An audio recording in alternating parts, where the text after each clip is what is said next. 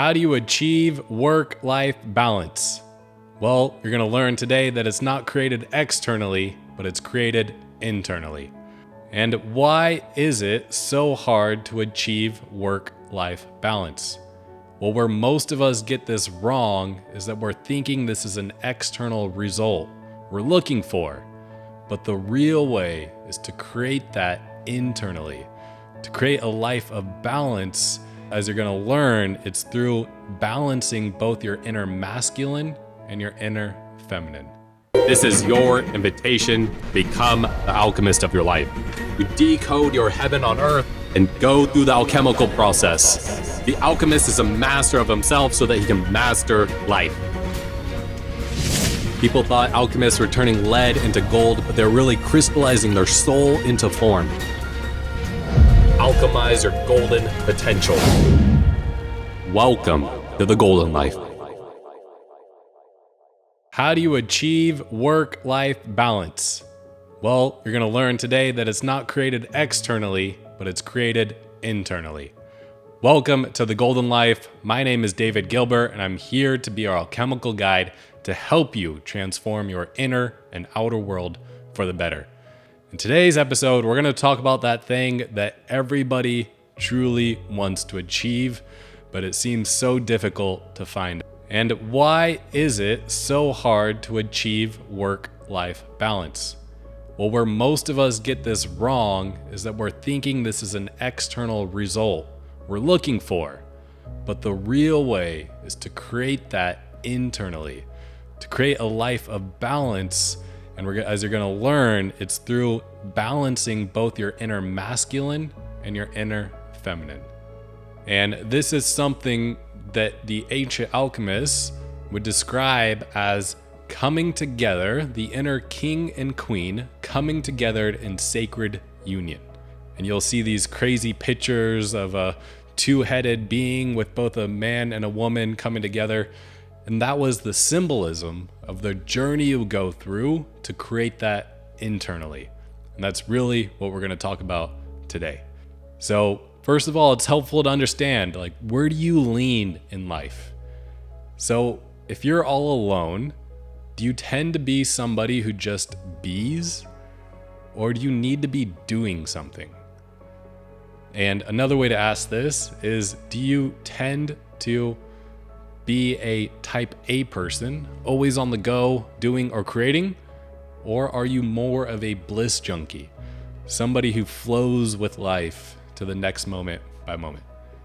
So take a second and see just which one do you feel like you resonate with more, and be completely honest with yourself. Like if you're totally left alone, are you just going to spend the whole day being, or are you going to have to be doing consistently, or at least on a majority basis? This is going to be huge to understand where you naturally gravitate towards when it comes to your inner masculine and feminine. Maybe you're like, David, I don't know where you're talking about this inner masculine and feminine. And this is to really highlight we both, whether you're a male or female, we both have male and female energies within ourselves. And I can start off by just sharing more about my own story. I know that as a kid, I would spend a lot of my time just being. And if I was left to my own devices, I know that I lean towards being. I lean towards the bliss junkie, or just going with the flow, or getting into a creative flow. But over the years, that shifted to a more masculine of doing. But this isn't to say that you're going to be wired in this one way for the rest of your life. But it's helping bring to surface your natural inner state, kind of where your strength lies, so you know where to develop and where your strength already is. So once again, whether you're a man or woman, we all have these inner masculine and feminine qualities in us. Now, the majority of us tend to polarize in either side. I am a more masculine-oriented man, but this is really to say that I spend more time focused on growth, on creation, on expansion, where the feminine polarized will focus more on being, on experiencing, on flowing. So I can go back on my own story, and this is the invitation for you. to just look at your natural state when you're younger. Once again, do you tend to be somebody that leans toward being or a bliss junkie, or are you more that doer, that type A personality? And I know for myself, like I just said, I would lean towards being the bliss junkie, but it is pretty close. But I could share this evolution of my own story where I had the opportunity to develop more of those inner masculine abilities so that I could come back in balance with the inner feminine and masculine. What does that look like? Well, I could look back on my life and see I've actually balanced between the two quite a bit. In high school, I got very creative. I had back problems, so I spent a lot of time just on my computer, and I got into graphic design, and I started designing t-shirts, and I love the design process. But I also started learning about business, and I trademarked CenCal for Central California, and I was selling shirts in high school. But I could see, once again, kind of going from that creative, but also a little bit about business, but business wasn't really my strength. I knew deep down it was really being that creative part. And even going to college, I started at business school for a little bit for my college degree, and then I went to Art Center College of Design. So I really developed my strengths over time of that creative aspect. Now, the hard thing about being very creative is that sometimes that commitment, that discipline, that consistency, which is a very male, masculine energy, was a little bit lacking. So I know for myself, later when I finally went to open my own store during 2020, I really evolved in the masculine way of being, to do, to create, which is another word for what shows up in today's culture, which is hustle culture. Got really into hustling, got really into high performance. I even got certified by the High Performance Institute so I can learn these techniques for myself and help others through the process too. And I kind of went from one end of the scale to the other.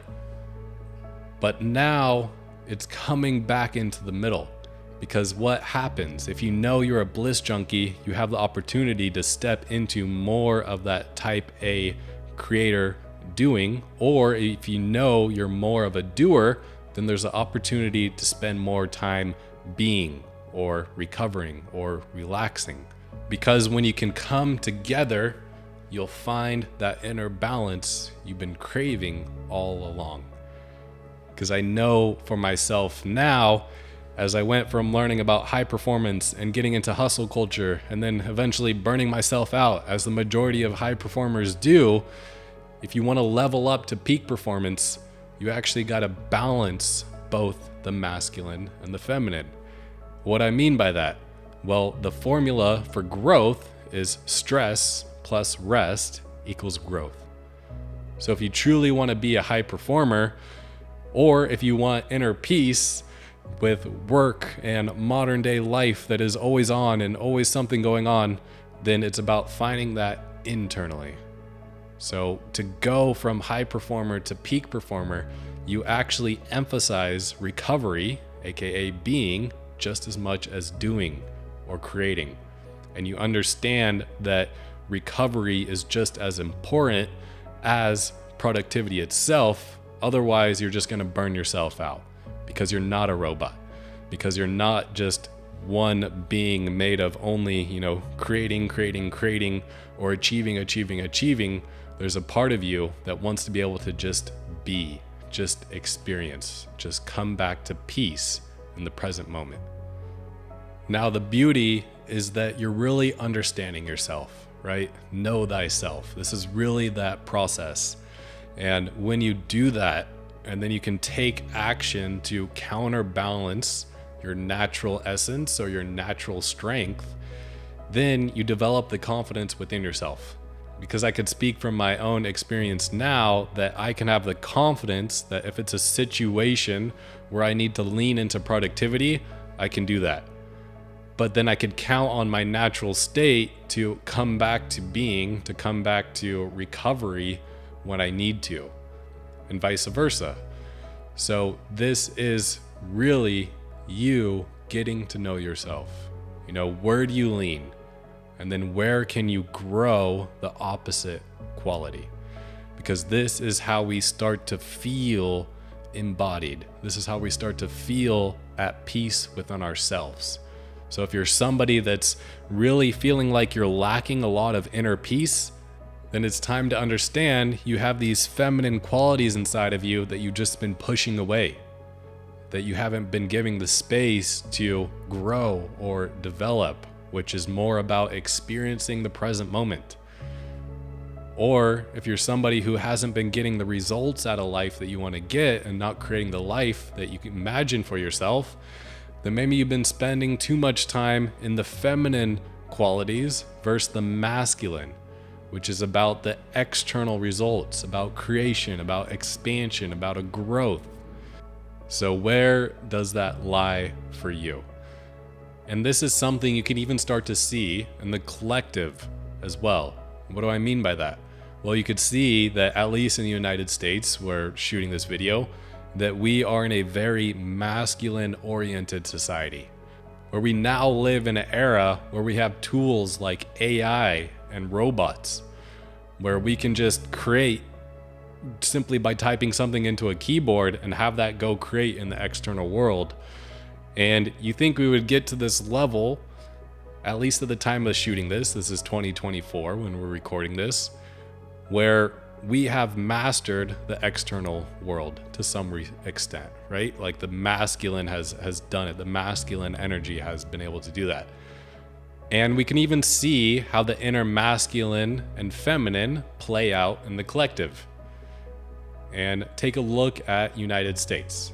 That's where I live and what I know well. And our culture is very masculine oriented, right? Businesses are all about profits, about achieving, about creating that next thing and expanding. And you could see the interesting times that we live in today, where on a collective level, it's more important than ever for all of us to find that internal balance. Because we're coming to the realization that how we have grown through the industrial age is not sustainable.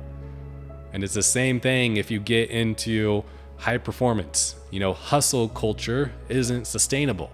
You will eventually burn yourself out unless you understand the power of recovery, the power of the feminine aspect of nurturing yourself, of giving yourself space and having those self-care practices. So as a collective, we've continued to, since the industrial age, to expand our resources and double our population from 4 billion humans on this planet to now 8 billion. But now the opportunity for us as a collective is to step into a more feminine way of being okay with just being, of not needing to be constantly growing, and being more focused on creating harmony overall for the collective, the well-being overall, right? Nurturing each other. So this is something that is within inside of all of us, as well as the collective of mankind. And it all starts with gaining that awareness about yourself. And as you do this, I know I could speak from my own experience, you'll gain more confidence, you'll gain more peace, you'll gain more clarity about yourself, because you'll understand how to work with these inner pulls, this inner wanting to be able to be happy just experiencing, and this other part that wants to experience novelty and grow and expand. And when you come together, it will be just like the alchemical drawings of the inner king and the inner queen coming together in sacred union, and then eventually giving birth to the philosopher's child. So thank you for joining me on this journey today. I hope it brought some clarity and awareness about where you lean and where you have the opportunity to really develop the other side, because as you do, you will have that internal balance. And when you create that balance internally, it's gonna show up externally. So I'd love to reach out, let me know what you thought about this episode. If you know where you lie and where your opportunity is to grow and discover that inner peace that has been there all along.